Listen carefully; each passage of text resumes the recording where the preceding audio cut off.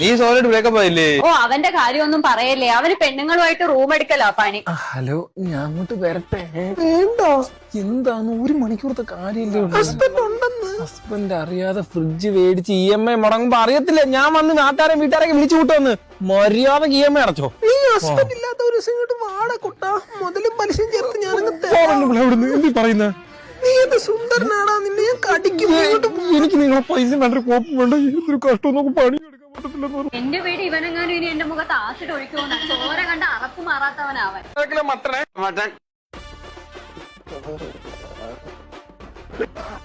ഇവൻ ലഹരിക്കൊക്കെ അടിമയാണെന്ന് ഇതൊക്കെ അടിച്ചിട്ട് വന്നിട്ട് എന്നോട് സൈക്കോത്തരവാ കാണിക്കുന്ന. ചെരുപ്പ് പൊട്ടിയല്ലേ പണ്ടാറടങ്ങാനായിട്ട് വെച്ചോ.